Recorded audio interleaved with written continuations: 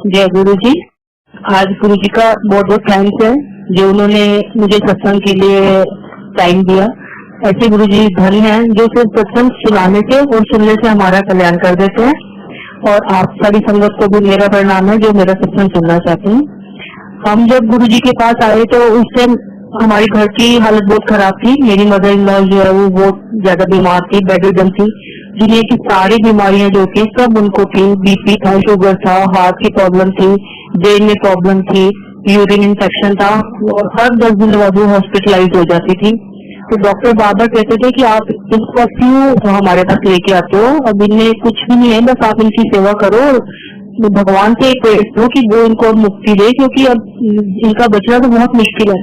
लेकिन घर के एक बंदे की इतनी बुरी हालत देखना भी बहुत मुश्किल काम था। ऐसे करते करते 1-2 साल हो चुके थे। घर पूरा जैसे कि हॉस्पिटल ही बन गया था। सिर्फ डॉक्टर और नर्सेज हमारे घर में आना जाना था और दुनिया से हम जैसे एकदम से कट से गए थे।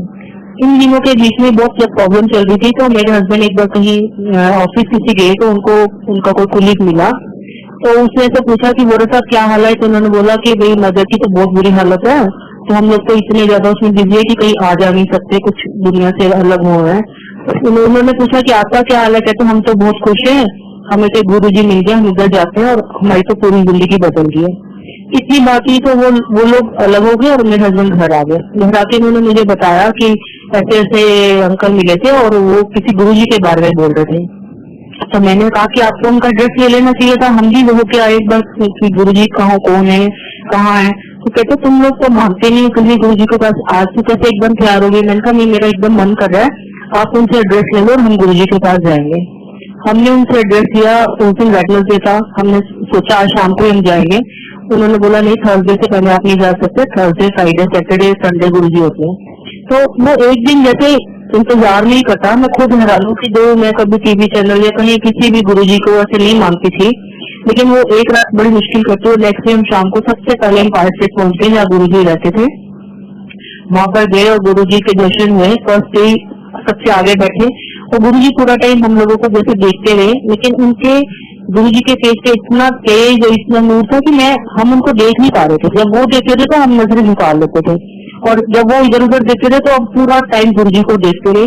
पर कुछ नहीं पता था गुरु जी के बारे में। उस अंकल ने कुछ भी नहीं बताया था कि गुरु जी भगवान है, गुरु जी शिव शंकर के अवतार हैं, ये वो कुछ लोगों की प्रॉब्लम ठीक करते हैं, कुछ भी नहीं पता था। सिर्फ एक बात सुन के हम आ गए थे कि वो हम बहुत खुश हैं।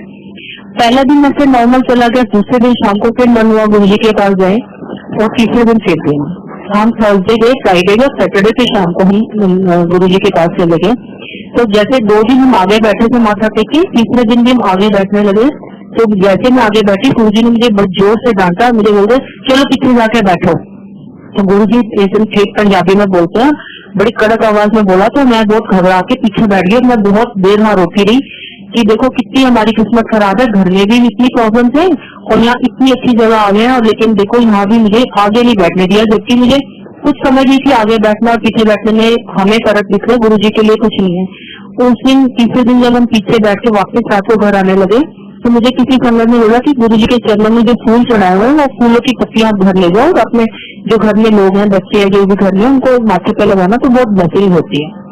तो उस दिन मैंने आके वो फूल की पत्ती अपनी मदर इन लॉ के माथे पे भी लगाई। तो उन्होंने मेरा हाथ पकड़ लिया, कहता आज तो सोने मत जा, मेरे पास बैठ जा। और पूरी जैसे वो 1-2 घंटे बचे थे, 12 तो बज गए थे, 1-2 बजे तक वो शिव जी का हम जाप करते रहे, गुरु जी का मंत्र जाप करते रहे। उनको नींद नहीं आ रही थी और मुझे लग रहा था मंत्र जाप करते करते सो जाएंगी, मैं भी सोऊंगी। मंत्र जाप करते करते वो सो गई।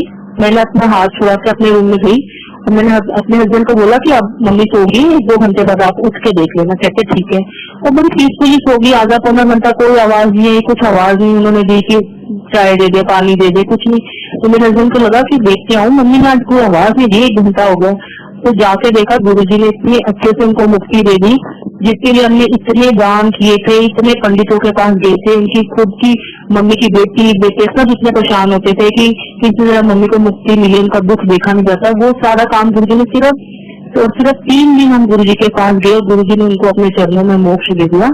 उसके बाद से तो गुरु जी के पास ऐसा हमारे को लगा कि जैसे हम रोज शाम होती है खींच के चले जाते थे। अभी भी हमें गुरु जी के बारे में सत्संग को सुनाई दिए थे, बस अच्छा लगता था, खींच के जाते थे।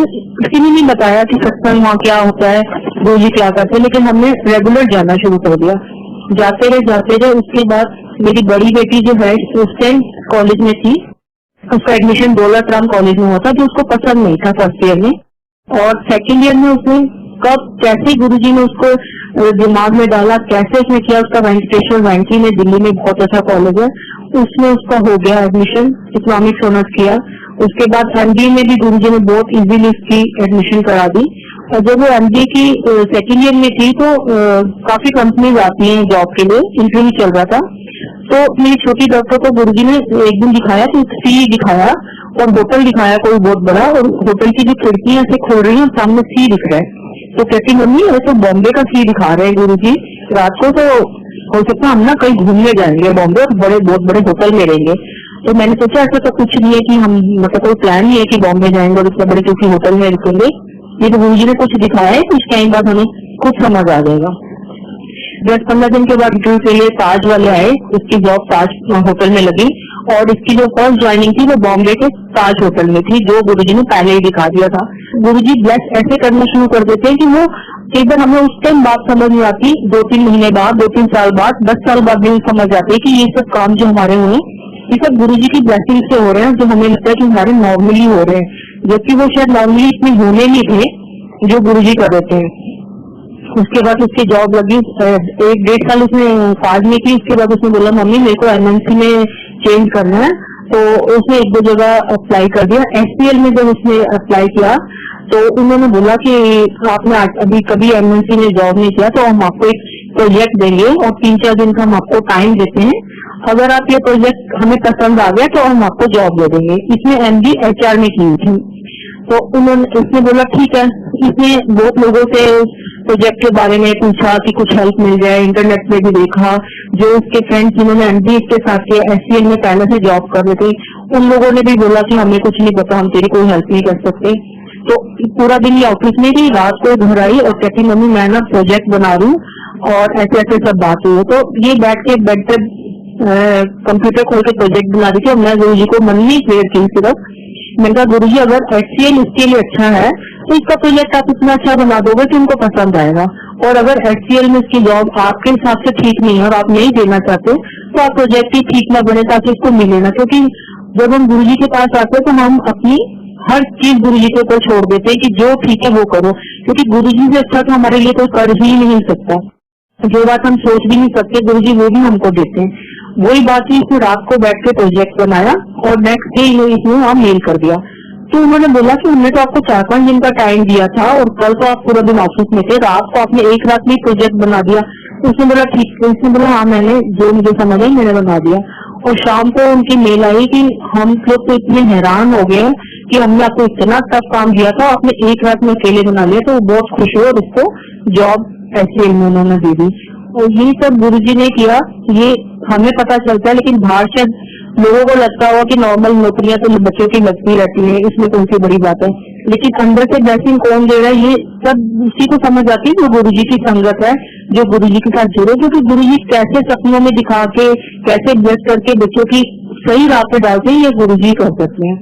उसके लिए ये छोटी बेटी है, उसको जब से हम गुरुजी के पास गए थे वो बहुत छोटी थी, तब से गुरुजी ने उसको बहुत कुछ अच्छा दर्शन देते थे, बहुत चीजें दिखाते थे। कई बार विश्वास भी नहीं तब करते थे कि छोटी है शायद सोच न लेती हो, लेकिन धीरे धीरे बातें कई बार गुरुजी उसको ऐसी दिखाते थे कि किसी दूसरे बंदे के साथ बात करो तो वो कंफर्म हो जाती थी, तो पता चलता था कि सोच नहीं, गुरुजी उसको दर्शन देते हैं। गुरुजी ने उसको एक दिन दर्शन में बोला कि मेरे हाथ में वो रबड़ और पेंसिल है कि जो तुम लिखवा के लाते हो अपनी तकदीरें, उसको कोई नहीं मिटा सकता, उसको हम सबको वो कर्म सहने ही सहने हैं। लेकिन गुरुजी ने बोला कि मेरे हाथ में वो रबड़ और पेंसिल है कि मैं तुम्हारे कर्म मिटा के फिर से रीराइट कर सकता हूँ और उसको भी कोई नहीं बदल सकता। जितना हम गुरुजी से प्यार करते हैं, जितना हम गुरुजी के साथ कनेक्ट होते हैं, अपना कनेक्शन उनसे जोड़ते हैं, गुरुजी की कृपा अपने आप बरसनी शुरू हो जाती। कब कैसे वो हमारे पुराने कर्मों की सजा माफ कर देते हैं, कैसे वो रास्ता ही नया बना देते हैं जो हम सोच भी नहीं सकते हैं। और गुरुजी ने बोला कि 90% कर्म तो मैं तुम्हारे माफ करता हूँ और 10 मेरी जो तुमको भुगतने वो भी मैं इतने प्यार से भुगता देता हूँ कि तुम्हें पता भी नहीं चलता।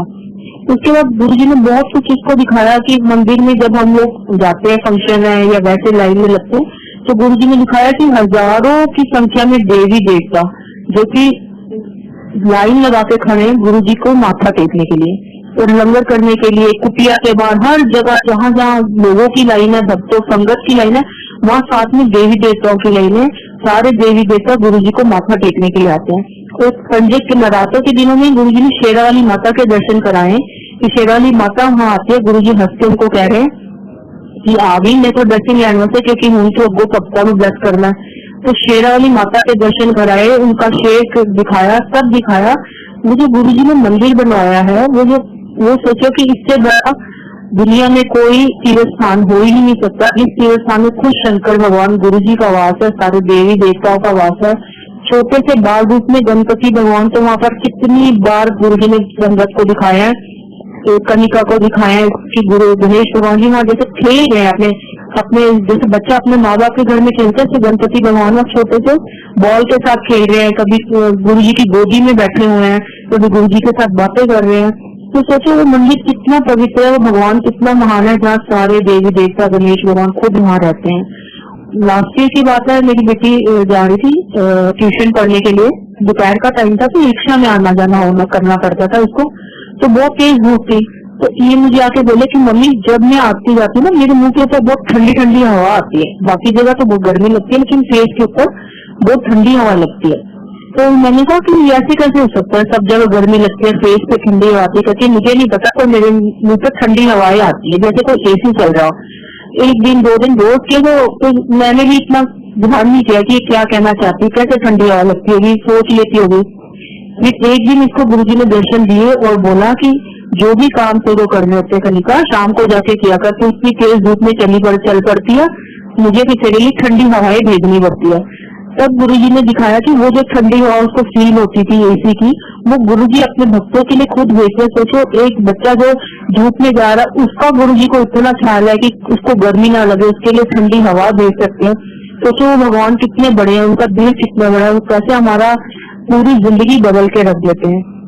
अभी जिस दिन सत्संग करना था तो 2 हफ्ते पहले बैंगलोर से एक दिन फोन आया था कि संडे को सत्संग करना है। उस दिन रात को सैटरडे को गुरुजी ने कनिका को दिखाया कि गुरुजी अपने सिंहासन पे बैठे हैं और गुरुजी के पास जो भी संगत आके माथा टेक रही है, तो किसी को तो गुरुजी कुछ भी नहीं दे रहे, किसी संगत को गुरुजी दिया दे रहे, जलता हुआ दिया। किसी का छोटा दिया है, किसी का बहुत बड़ा है, किसी की लाइट छोटी है, किसी की बहुत ब्राइट व्हाइट है, इतनी व्हाइट है कि मतलब तुम उसको फेस भी नहीं कर सकते, इतनी लाइट दिखाई गुरुजी ने। और बोला कि जिस जिसको दिया दे रही थी गुरुजी उनको बोल रहे थे कि चलो अब रोशनी करो। तो सुबह कनिका ने मुझे बताया 10 बजे के करीब ये मुझे बता रही थी कि मम्मी रात को गुरुजी ने ऐसे दिखाया। मैंने कहा इसका क्या मतलब हुआ कि गुरुजी दिया दे रहे और कह रहे आगे लोगों को रोशनी करो, तो कहती इसका मतलब यही हुआ कि सत्संग करो, गुरुजी का संगत को आगे इनलाइटमेंट करो। तो मैंने कहा यही मतलब हो सकता है। हम अपना ऐसे बात कर रहे थे तो इतने में फोन आता है निधि का कि आप लोग सत्संग करें तो ताकि बेंगलोर की संगत भी सत्संग सुने। तो मैंने सोचा तो बेंगलोर की संगत को तो गुरुजी ने रात को ही ब्लेस कर दिया ना, रात को ही उन्होंने दिखा दिया कि तुम आगे रोशनी फैलाओ, और सुबह यहाँ बैठे वहां पर सत्संग हम पहुंचा रहे हैं। तो कितना मतलब गुरुजी की संगत क्या है, वो कहीं किसी कोने में वो गुरुजी कैसे उसको ब्लेस करते हैं, कैसे उसका कल्याण करते हैं, गुरुजी के तरीके बहुत सुंदर बहुत प्यारे हैं। मैं अपना आपको बताऊं कि मेरे को भी लास्ट ईयर अक्टूबर की बात है, जिस दिन नवरात्रे थे अष्टमी थी, उस दिन सुबह 7 बजे सुबह मुझे गुरुजी उठ गई थी, फिर से जैसे सुला दिया किसी ने, फिर से नींद आ गई।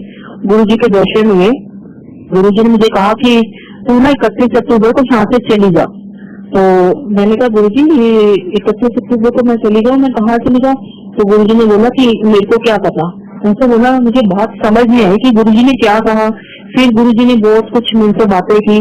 उसके बाद गुरुजी को ना जैसे मैं वो लेते हुए गुरुजी और मैं उनकी बाजू दबा रही सेवा कर रही हूँ और मैं बड़े प्यार से कह रही गुरुजी प्लीज आप मुझे बचा लो, अब देखो मैं आपको कितना प्यार करती हूँ।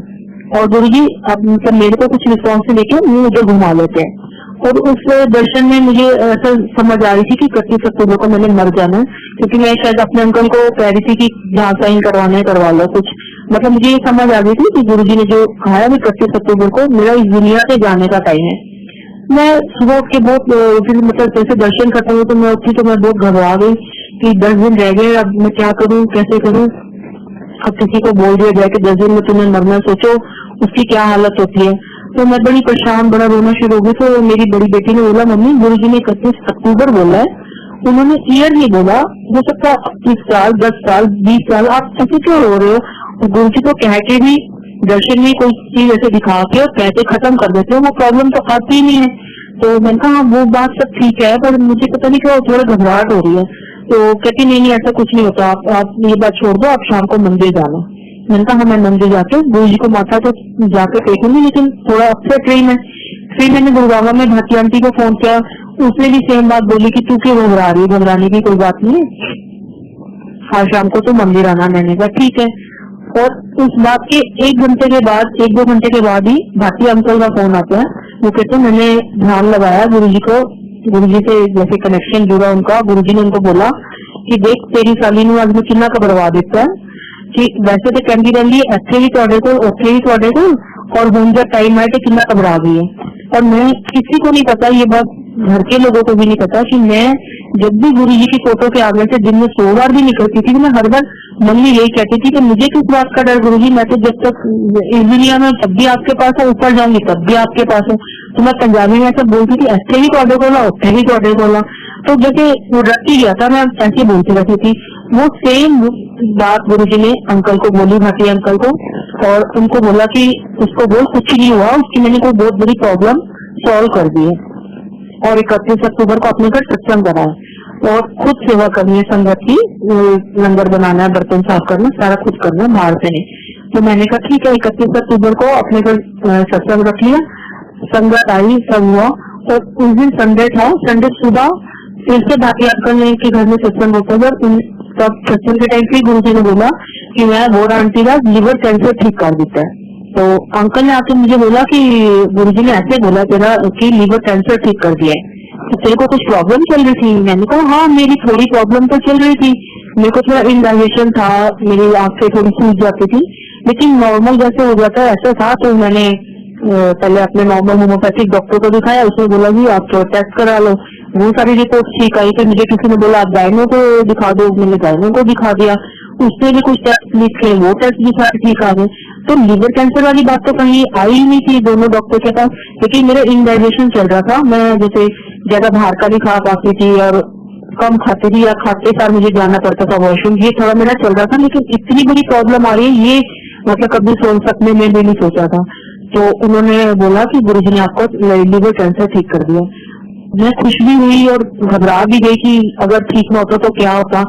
तो ऐसे किसी संगत ने मुझे बोल दिया कि तेरे को कोई कैंसर हुआ थोड़ी था, कि गुरुजी ने, वो अंकल ने बोला कि तेरा कैंसर ठीक हुआ तो तू भी मान गई कि तुझे कैंसर था, ऐसे हुआ ही नहीं। तो अब तो किसी को तो खैर कुछ नहीं कहा, लेकिन हमें तो पता कि गुरुजी प्रॉब्लम आने से पहले कैसे ठीक कर देते हैं। लेकिन गुरुजी ने ये बात कंफर्म कराने के लिए कि मुझे लिवर कैंसर था, जो हो सकता महीने 2 महीने बाद बाहर आता, डायग्नोज हो जाता, लेकिन गुरुजी ने 8 लोगों को संगत के, अलग लोग जिनको मेरे सत्संग के बारे में कुछ नहीं पता कि मुझे दर्शन हुए थे या भाटी अंकल को मैसेज आया था या मैंने 31 अक्टूबर को अपने घर सत्संग कराया, उनको बुलाया भी नहीं था उन लोगों को। उन सब लोगों ने, अलग अलग लोगों ने आके मुझे बताया कि कैसे गुरुजी ने मुझे ठीक किया।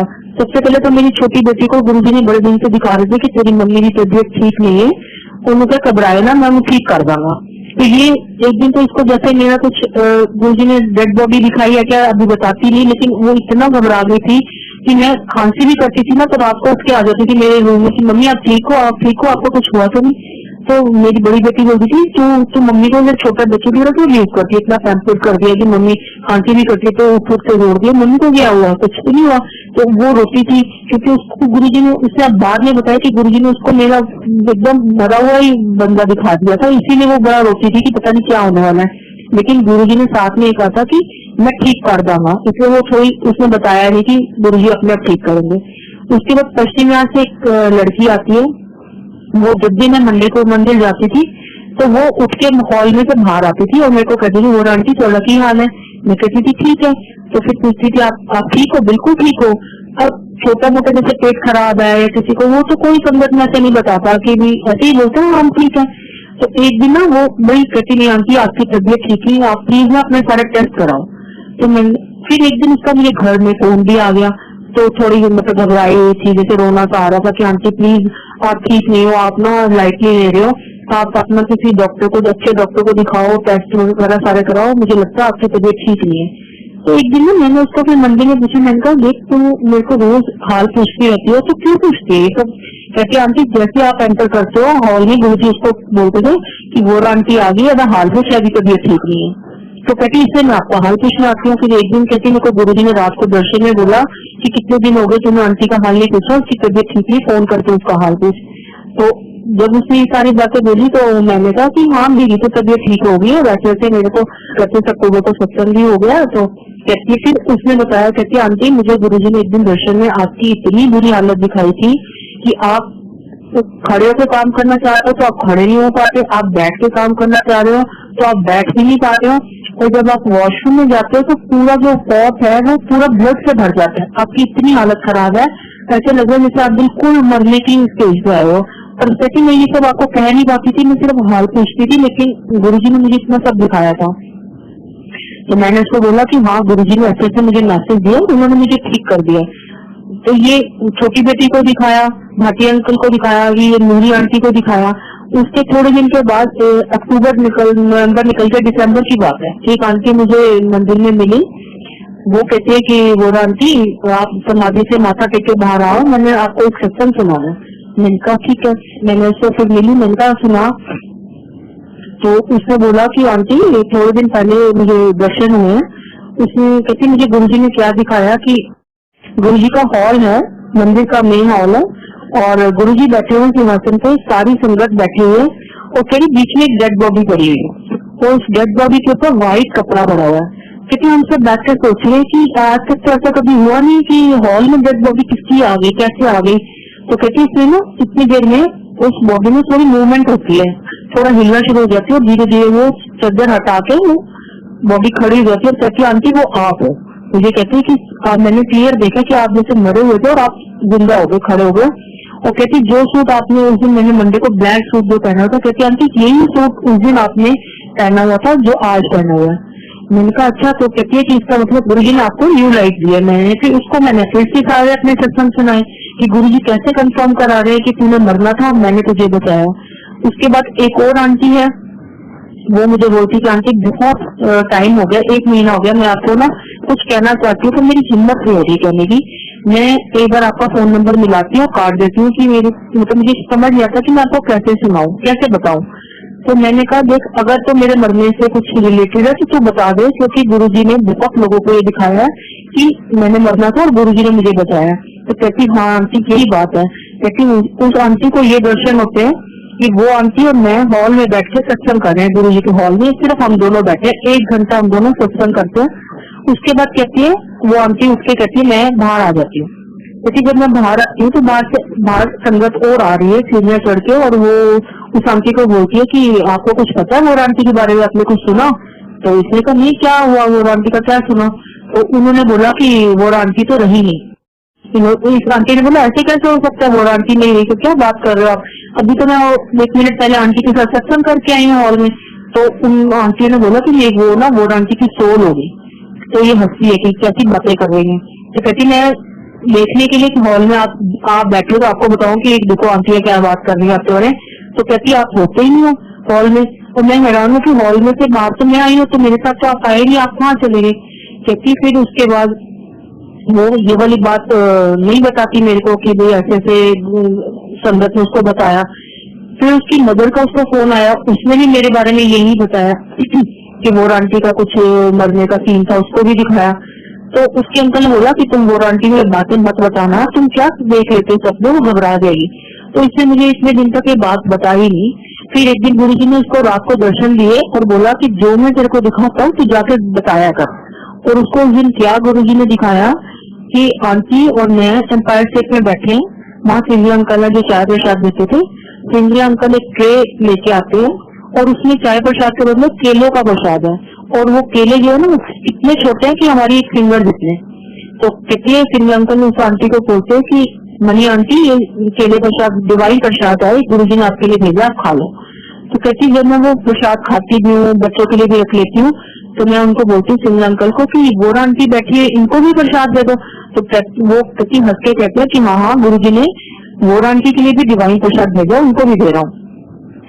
फिर वो अंकल मेरे पास आते हैं और मेरे को ट्रे में प्रसाद देते हैं। तो कहती है आप पूरा गुच्छा उठा लेते हो केलों का और पूरा खा लेते हो छिलके समेत। और फिर गुरुजी ने उसको बोला कि भी बताया कर जो मैं तुझे दिखाता हूँ।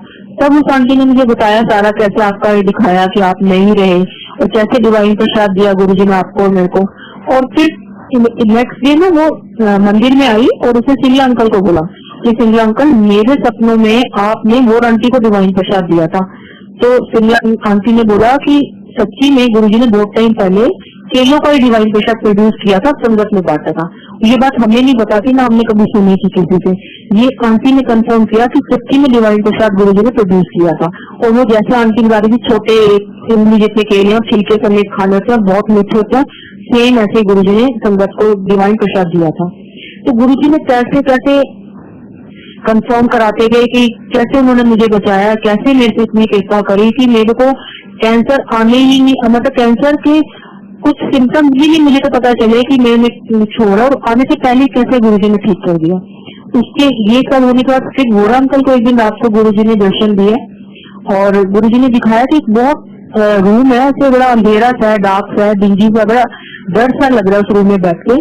उस रूम में गुरुजी बैठे हैं, गोरा अंकल बैठे हैं, मैं बैठी हूँ और थोड़ी संगत और बैठी है और सब चुपचाप बैठे, बड़े घबराए हुए डरे हुए थे जैसे हम बैठे हैं। और रोशनदान है बड़े बड़े उस कमरे में ऊपर, और उस जैसे वो पुरानी बिल्डिंग हवेलियां थी उस टाइप का।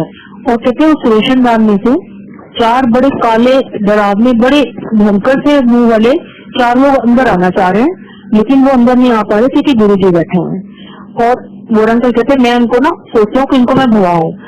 तो कहते जब मैं उनको भगाने जाती हूँ ना तो उनको मैं झाड़ू मार मार के भगा रहा हूँ, पर वो भाग ही नहीं रहे, उनका झाड़ू खींच रहे मेरी तरफ। तो कहते मैं ना अंदर के वापिस आ जाता हूँ और बैठ जाता हूँ रूम में, पर वो झांकते जा रहे चारों, वो चारों यमदूत है जैसे, इतने डरावने, इतने मोटे और काले से। और कहते उसके बाद गुरुजी उनकी तरफ देखते हैं, गुरुजी के फेस से इतनी लाइट निकलती है, इतनी लाइट निकलती है, और गुरुजी कुछ मुंह से उनको बोलते भी हैं, और क्या बोला ये सुनाई नहीं दिया, लेकिन मिक्स मूवमेंट दिख रही है कि गुरुजी उनको कुछ कह रहे हैं, जैसे जाने के लिए आदेश दे रहे हैं या आज्ञा देने के तुम चले जाओ, जो भी कहा। जैसे ही लाइट उन लोगों के ऊपर पड़ती है वो चारों डर के भाग जाते हैं। और बड़ी देर के बाद अंकल गोरा अंकल कहते मैंने सोचा अपना दरवाजा खोल के बाहर जाके देखता हूँ कि वो चारों गए हैं कि नहीं। तो कहते जब मैं जाता हूँ देखते तो वो 4 इतने काले यमदूत, जैसे गुरुजी पहले भी संगत को यमराज के यमदूतों के दर्शन कराते थे, सेम ऐसे कराए। वो चारों वापिस जा रहे हैं नीचे से करके, जैसे कि भी उन्होंने उनका काम जो करना है कि उनकी दाल नहीं गली वो मुझे लेने आए थे, पर लेके नहीं जा सके क्योंकि गुरुजी ने मुझे बचा लिया। अब सोचो गुरुजी ने कैसे यमदूतों को भगा के, कैसे डिवाइन प्रसाद देके कैसे मुझे बचाया। मतलब मैं तो सोच के अभी तक कांपती हूँ कि गुरुजी अगर हम आपके पास ना आए थे तो आज तो मैं तो दुनिया में नहीं होती, और मेरे बच्चों का क्या होता, मेरे घर का क्या होता, तो हम तो बिल्कुल उनकी हालत खराब हो चुकी होती। हर सांस में हर पल गुरुजी को इतना शुक्र निकलता है, इतना थैंक्स होता है कि गुरुजी हम बहुत हमारे धन भाग है जो हम ऐसे गुरु के पास पहुंचे जो खुद साक्षात भगवान है, जो सारी दुनिया के मालिक है। उसके बाद अभी 2 हफ्ते पहले फिर गुरुजी ने मेरे पे इतनी कृपा करी कि मैं आपको क्या बताऊं। उस दिन सैटरडे का दिन था, बड़े मंदिर में लंगर बन रहा था। रात को लंगर में चटनी प्रसाद बना, मिर्ची का, धनिया पुदीने का। तो उस चटनी प्रसाद को मैं बना के बाल्टी में डालना था, मैं वो कर रही थी। तो वैसे मैं स्पून से यूज कर रही थी मिर्ची, लेकिन बीच में काफी हाथ से भी मिक्सी में से जैसे हाथ से वो चटनी निकाल के बाल्टी में डालती थी। तो जब वो प्रसाद बन गया उसको मैंने फ्रिज में रख दिया। तो हाथ धोए मैंने तो मेरे हाथ में, राइट हाथ में जलन होनी शुरू हो गई, मिर्ची लग गई उसमें, बहुत जलना शुरू हो गया। धीरे धीरे वो इतना बढ़ना शुरू हो गया। किसी ने बोला कच्चे दूध में डाल लो हाथ, किसी ने बोला बर्फ में डालो, किसी ने संगत ने टूथपेस्ट लगा दी। तो ना पूरे मेरे हाथ के चिपक भी ऐसे लगा जैसे प्लास्टर चल गया वाइट का, लेकिन वो मेरी जलन कम ही नहीं हो रही थी। एसी के आगे हाथ रख रही थी तो ऐसे लग रहा था भट्टी की जैसे आग गर्म, पानी में हाथ डालती थी तो ऐसे लग रहा था जो गीजर का गर्म पानी मेरे पर जल रहा है। वो इतनी बर्दाश्त से बाहर हो गई। तो एक अंकल ने बोला कि अभी तो 9 बजे आंटी, तो ये 9 की रात तक बढ़ गए, आप ना साथ किसी केमिस्ट में कोई दवाई ट्यूब वगैरह लगा के ले आओ लगाने के लिए। तो मैंने कहा ठीक है। तो मैं और मेरी बेटी हम गेट से कार में जब बैठने लगे तो इतने में मेरे हस्बैंड ऑफिस से मंदिर में आए। तो कहते क्या हो गया, मैंने उनको बताया, मैंने कहा कुछ नहीं, तो मिर्ची से एलर्जी हो गई, कुछ बहुत ज्यादा जल रहा है, बर्दाश्त नहीं हो रहा, मेरे काफी रोना आ रहा था। तो अंकल बोलते चल ठीक है मैं तुझे ले जाता हूँ, केमिस्ट से दवाई ले आते हैं। हम केमिस्ट के पास गए, हमने उसे एक एंटी एलर्जी दे दी और एक ट्यूब दे दी। मैंने वही दुकान पे पानी की बोतल खरीद के गोली भी खा ली और ट्यूब भी लगा ली।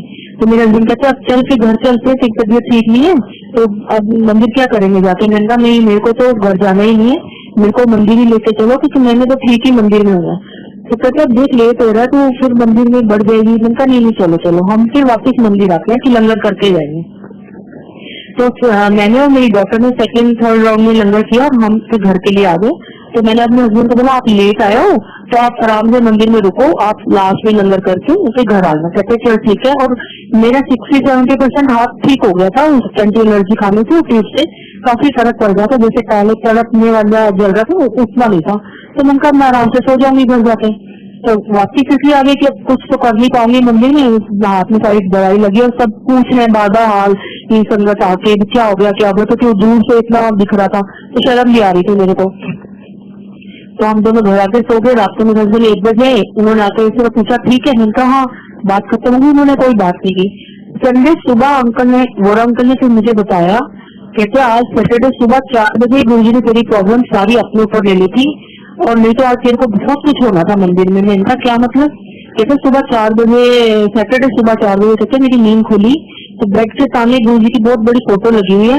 तो कहते गुरुजी की पूरी फोटो का जो राइट साइड है ना फेस और सब, वो कहते इतना रेड था जैसे ब्लड। तो कहते मैं बड़ा घबरा गया एकदम से कि ये क्या हो गया, आधी फोटो इतनी लाल कैसे होगी, इतना मुंह भी गुरुजी का लाल और सब। तो कहते मैंने घबरा के आंखें बंद कर ली। तो फिर कहते थोड़ी देर के बाद जब मैंने आंखें खोली तो लाल थोड़ा कम हो गया और फिर 5-7 मिनट बाद फिर से देखा तो पूरी जो फोटो थी फेस था सब नॉर्मल हो गया जैसे पहले थी। तो कहते हैं सैटरडे सुबह ये था, अंकल को ऑफिस जाना था, मुझे मंदिर जाना था, तो इतना काम मतलब मारामारी थी कि कुछ आपस में बात करने का टाइम ही नहीं होता। और अंकल को ये बात समझ भी नहीं आई कि गुरुजी ने क्या दिखाया। तो उन्होंने सोचा रात को आराम से इनको बताऊंगा कैसे ऐसे गुरुजी ने मुझे दर्शन दिए, पर मुझे मतलब समझ नहीं आया। तो संडे को फिर अंकल ने कहा कि देख गुरुजी ने सैटरडे सुबह तेरी सारी प्रॉब्लम अपने ऊपर ले ली थी, पूरी जो लाली थी जो जलना था, ये तो तेरे तो आर्टिफिशियल जलन थी, ना कोई मेरे छाला हुआ ना कोई स्किन खराब हुई, वो तो एक एलर्जी से जलन हुई थी। नहीं तो अगर मेरा कोई घी पड़ जाता गरम या आग से जलता तो वो तो जलन कितने दिनों तक ड्रेसिंग करा और कितनी प्रॉब्लम फेस करनी पड़ती है उस जलन की। लेकिन मेरे को तो गुरुजी ने जलने ही नहीं दिया, उन्होंने आर्टिफिशियल जलन से मेरे जैसे 10% भी इतनी आसानी से भुगता दिए कि मुझे पता ही नहीं चला। वो 1-2 घंटे मेरा हाथ जला और मैं नॉर्मल से गोली खा के ठीक होगी। सोचो गुरुजी कैसे हमारे कष्ट, कैसे हमारे प्रॉब्लम जैसे पहले खुद थे तब अपने ऊपर लेते थे, अभी भी गुरुजी की फोटो के ऊपर सारी प्रॉब्लम चली जाती है। क्योंकि गुरुजी ने बोला है कि मेरी जितनी फोटो है वो फोटो नहीं है, वो मैं उस हर फोटो में मैं खुद होता हूँ। अगर आप कनेक्शन जोड़ो, गुरुजी से बात करो, तो बहुत संगत है जिनको गुरुजी अभी भी आंसर देते हैं, फोटो में हिलते हुए दिखते हैं, पल के झपकाते हुए दिखते हैं। और जैसे अभी मेरा जैसे सारा कष्ट फोटो में डाल दिया, फोटो का रंग काला हो जाता है, किसी का से रंग कलर चेंज कर देते हैं तब दिखाते हैं कि मैंने तुम्हारी प्रॉब्लम सारी आपने ऊपर करी। तो हम शेयर उस बात की करते हैं या अरदास उस प्रॉब्लम की करते हैं जो हमें पता है कि हम गुरुजी बीमार है, मैं ठीक कर लूं। जो हमारे ऊपर अभी आई नहीं, जो एक्सीडेंट हुआ ही नहीं, उसके लिए हम क्या प्रेयर कर सकते हैं कि सैटरडे को मैं क्या प्रेयर करते जाती कि गुरुजी शाम को मेरा हाथ जलना, मेरा हाथ ठीक कर देना। मुझे तो पता ही नहीं मेरे साथ क्या होना, हमें तो अभी की खबर नहीं, तो आने वाले टाइम का तो हम किसी इंसान को पता ही नहीं हो सकता। वो कैसे गुरुजी ठीक कर देते हैं, कैसे अपने भक्तों की रक्षा करते हैं, जो भी उनकी शरण में है, वो कहीं भी बैठा हो, जो भी सच्चे मन से गुरुजी से जुड़ा हुआ है, गुरुजी सब पे ऐसे ही कृपा करते हैं। और अभी लास्ट सैटरडे फिर यही मेरे साथ फिर गुरुजी ने इतना मेरे पे कृपा करी, मेरा राइट हैंड फिर कंधे से ठीक था, कोहनी से एल्बो से मेरे हाथ की ना मूवमेंट में थोड़ी प्रॉब्लम आ रही थी, जैसे हाथ आगे कोहनी से आगे सीधा नहीं हो रहा था। कोई चीज पकड़ने तो मैं कंधे से आगे होके अपने आप को करते तो चीज पकड़ रही थी। तो फ्राइडे को हम मार्केट में से घूम रहे थे तो मेरी डॉक्टर कहती मम्मी आप तो अजीब तरह हाथ अपना चला रहे हो, ऐसा लग रहा है जैसे हड्डी टूट गई आपकी एल्बो की। तो मैंने कहा दर्द भी हो रही है पर इतनी दर्द नहीं कि हड्डी टूटने वाली, लेकिन कुछ प्रॉब्लम है जो मेरी ना मूवमेंट फ्री नहीं हो पा रही। तो कहती है हम बाजार तो आए मम्मी, डॉक्टर को दिखा देते हैं, कोई क्या कहीं चोट लगी हो आपको पता ना चला और कुछ। तो मैंने कहा देख कल सैटरडे है, कल मैं मंदिर जाऊंगी और संडे को अगर मेरे को दर्द होती है फिर से तो मंडे में डॉक्टर को दिखा दूंगी, क्योंकि संडे डॉक्टर को मिलता नहीं है। तो आज रहने देते हैं, और इतना ज्यादा भी नहीं है कि मैं तड़प रही हूँ, बहुत दर्द है तो मैं बर्दाश्त कर सकती हूँ। तो उसने बोला ठीक है। आप नहीं मानोगे, सैटरडे में मंदिर गई हूँ, मंदिर जाकर तो हर कोई सब कुछ भूल जाता है, दुख तकलीफ कुछ याद ही नहीं रहता कुछ। गुरुजी इतनी एनर्जी उस मंदिर में देश के हमारे अंदर डाल देते हैं कि हम ऐसा लगता है किसी दूसरी दुनिया में ही पहुंच गए। मैं तो सब भूल गई, बाजू बाजू वहाँ पर आराम से सब जो भी है पूरा दिन निकला हमारा सैटरडे का। संडे को घर आई तो मेरा हाथ तो पूरा नॉर्मल चल रहा था। तो कनिका कहती मम्मी ये आपका हाथ तो पूरा ठीक चल रहा है। मैंने कहा हाँ। तो कहती अब डॉक्टर के पास नहीं आना। मैंने कहा नहीं, मैंने तो तुझे पहले ही बोला था। हमारा तो डॉक्टर हॉस्पिटल सब कुछ गुरुजी है, वहाँ पहुंच के वो अपने आप ट्रीटमेंट कर देते हैं, बिना दवाई खाए बिना पैसे खर्चे, बस सिर्फ हमें वहाँ जाना होता है, कोई तकलीफ आने ही नहीं देते। आने से पहले कैसे ठीक कर देते हैं गुरुजी की, बहुत होता है। उसके बाद एक लास्ट ईयर में उससे ही पहले की बात है, 2 साल पहले की बात होगी। ऐसे रात को एक दिन बहुत लेट हो गए थे हम लोग मंदिर से, ऑलमोस्ट सारी संगत जा चुकी थी, थोड़े से लोग रह गए थे। तो मैं कुटिया पे गुरुजी की जो कुटिया बैठ रहे थे वहाँ माता टेक रही थी। तो मैंने ऐसे ही गुरुजी को बोला, ऐसे मुंह से ऊंचा बोल के बोला कि गुरुजी मेरे कितने सारे क्वेश्चन हैं और आप ना किसी का भी आंसर नहीं देते हैं, तो आप प्लीज मेरी इतनी सारी बातें, मेरे मन में बहुत सारे क्वेश्चन उठते रहते हैं कि ये कब होगा, वो कैसे होगा, किस दिन होगा, तो ये सब बातें आप बताओ। फिर मैंने कहा कि आप मेरे से तो बात करते नहीं, आप कनिका से बात करते हो, अपना कनिका को बता देना आंसर। घर आ गया, मैं भूल भी गई। ऐसे गुरुजी से दिन में हम पता नहीं कितनी बार बातें करते रहते हैं सारा दिन।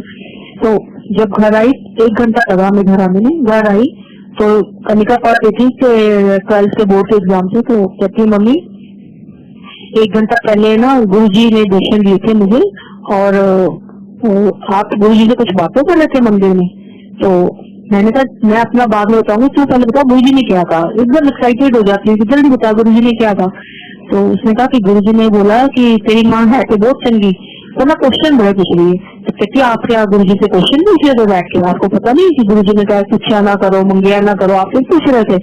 मैंने कहा हाँ सच्ची, मैं तो गुरुजी से क्वेश्चन ही पूछ रही थी और मैं तो मुंह से कह रही थी कि गुरुजी मेरे क्वेश्चन इतने सारे आप आंसर नहीं देते हो, आप कनिका को बता दो। तो गुरुजी ने, जैसे हम भूल जाते हैं कोई लेसन पढ़ के फिर उसका मतलब हम पालन नहीं करते, तो गुरुजी ने कैसे फिर से हमें उंगली पकड़ के सही रास्ते पे फिर से ले आते हैं ना। जैसे टीचर कहते तूने ये मिस्टेक किया, फिर वापस करते चल इसको ठीक कर। ऐसे ही गुरुजी जैसे हमें पता है हमें नहीं मांगना, हमें गुरुजी से कुछ नहीं पूछना, जो गुरुजी ने करना है वो खुद करते हैं। गुरुजी कहते तुम मांग के पूछ के अपना काम खुद बिगाड़ लेते हो। आप उनके जो कंप्यूटर में उन्होंने जो हमारा सब फीड कर दिया है उसमें हम छेड़ाछाड़ी करते हैं तो वो कंप्यूटर में खराबी आती है। जो गुरुजी ने हमारा, जब हम जाते हैं रोज माथा टेकते हैं तो गुरुजी हमारी ब्लेसिंग हमारा सब कुछ लिख देते हैं, और बार बार पूछ के कब होगा कैसे होगा या ये दे दो वो दे दो, उसमें हम क्या गुरुजी के काम में दखल अंदाजी करके अपना ही काम खराब करवा लेते हैं। उनकी तरफ से कोई कमी नहीं होती, हम ही अपना काम बिगाड़ लेते हैं। इसलिए गुरुजी कहते मांगा मत करो, मानो मुझे। अगर तुमने मुझे भगवान मान लिया तो फिर भगवान से किसी चीज की कमी नहीं है भगवान के पास। तो हर चीज दे सकता है, हर समय दे सकता है, लेकिन समय वो खुद देखते हैं कि उस चीज का हमें फायदा जो होगा, समय ठीक आएगा वो तब देते हैं। बस वो इंतजार हमने नहीं होती, केवल हमें पेशेंस ही रख पाते। और ये मन में विश्वास पक्का होता है कि ये तो गुरुजी हमारा काम पक्का ठीक करेंगे। लेकिन वो कई बार 2 महीने 6 महीने तो लगता है कब आएगा और टाइम कब आएगा। लेकिन गुरुजी को पता है कि अगर अभी कर दिया शायद वो हमारे लिए इतनी बेनिफिट ना हो चीज, इसीलिए वो कई बार इंतजार करनी पड़ती है। पर ऐसा कभी नहीं हुआ कि हमें कोई चीज चाहिए और हम मांग रहे हैं या अरदास कर रहे हैं और गुरुजी नहीं दे रहे। तो गुरुजी कहते मांगा ही मत करो, जो मुझे देना। जब मैंने कैंसर के लिए थोड़ी मांगा कि मेरा कैंसर ठीक कर दो, मुझे तो पता ही नहीं, तो क्या मांगना। जो भगवान बिना मांगे हम पे इतनी कृपा बरसा रहा है, न्यू लाइफ दे रहा है, हर चीज वो ब्लेस कर रहे, तो फिर क्या मांगना उनसे। तो गुरुजी के पास जो भी बंदा आता है गुरुजी इसको सारा कहते हैं, जब तुम माथा टेकते हो तो गुरुजी तुम्हारा पास्ट प्रेजेंट और फ्यूचर सब देख लेते हैं। लेकिन अब पास्ट में जो हम कर रहे हैं वो तो हम कुछ कर नहीं सकते, और जो फ्यूचर है वो हमने गुरुजी के हाथ में छोड़ दिया कि गुरुजी जो आपने करना आप करना। तो गुरुजी कहते प्रेजेंट को एंजॉय करो ना। फिर तुम जो मेरे पास आ गए तो प्रेजेंट इज प्रेजेंटेड बाय मी, गुरुजी को प्रेजेंट को एंजॉय करो, पास्ट को तुम्हारा ठीक करूंगा मैं, फ्यूचर मैं देखूंगा, तुमको क्या किस बात की फिक्र है। तो ताकि आप भी जो भी संगत सुन रही हो सत्संग, सबसे यही रिक्वेस्ट है कि गुरुजी को बस मानो, और आप उनके बिल्कुल भी 100% फेस करोगे तो 100% देंगे। बस यही है कि किसी को आज 80% मिल रहे हैं, आने वाले टाइम में 20 मिलेंगे, तो हमें लगता है उसका काम बड़ा जल्दी हो गया, उसकी तो आपको सारी ये हो गया। लेकिन हमें अगर आज 20 मिल रहा है तो आने वाले टाइम में हमें 80 मिलेंगे। देना गुरुजी ने सबको 100% है, लेकिन वही है कि परसेंटेज किसी की अब भी ज्यादा लग जाती है। लगता है ये तो कल आया था बंदा, या देखो उसने आते ही ये कहा इसकी बेटी की शादी नहीं हो रही थी, देखो आया एक दिन माथा टेका, अगले दिन उसकी शादी होगी। लेकिन पूरी लाइफ में एक ही काम नहीं है, बहुत कुछ है, और कामों के लिए हमें गुरुजी के पास से जाना ही नहीं है। गुरुजी ने तो पता नहीं हमारे अगले पिछले कितने जन्मों का सवार है, आने वाला टाइम हमें इस जन्म के बाद क्या क्या होना है वो सब गुरुजी के हाथ में है। इसलिए सब कुछ गुरुजी के ऊपर छोड़ देना चाहिए। और अभी एक छोटा सा और सत्संग मैं करती हूँ, बहुत छोटा है लेकिन सोचो तो वो कैसे गुरुजी ध्यान रखते हैं बात का, उसमें कैसे दिखती है बात। मेरी ना बड़ी बेटी जब पहले जॉब करती थी ताज में, तो वहाँ पर इनकी लॉन्ड्री फ्री थी, फ्री मतलब इनके से साल का उनका जैसे पैसे कट जाते थे, तो लॉन्ड्री उधर ड्राई क्लीन होते थे कपड़े, तो वो तुमको करवाने ही पड़ते थे क्योंकि पैसे तुम्हारे कट गए सैलरी के, तो तुम दोगे। तो ये 10-15 दिन के बाद जितने भी इनके साड़ी या बिजनेस सूट और शर्ट से पहनना होता ना, वो सब अपना इनको बैग मिले हुए थे, लॉन्ड्री बैग में भर के और ले जाती थी, अगले दिन ड्राई क्लीन करके आ जाते थे। तो एक दिन क्या हुआ कि ये बैग काफी भरा हुआ था, इसका लेके गई, उसमें काफी सारी शर्ट थी, बिजनेस सूट्स भी थे, तो बहुत बड़ा बैग हो गया था। तो उस दिन क्या हुआ कि इसको कुछ ऐसा काम था कि इसको कार में नहीं गई, ऑटो में गई, क्योंकि आगे इसको कहीं जाना था। कहती मम्मी आगे से गाड़ी ऑफिस की मिल जाएगी तो मैं अपनी गाड़ी कहाँ पूरा दिन रखूंगी, तो ऑटो में जाती। ये ऑटो में गई और इसने वहां पर ऑफिस के बाहर उतरी और ऑटो में वो लॉन्ड्री बैग छोड़ दिया और अंदर चली गई। और फिर आज थोड़ी देर के बाद जब इसको ध्यान आया तो उसने मुझे फोन किया कि मम्मी वो बैग तो मेरा ऑटो में ही रह गया।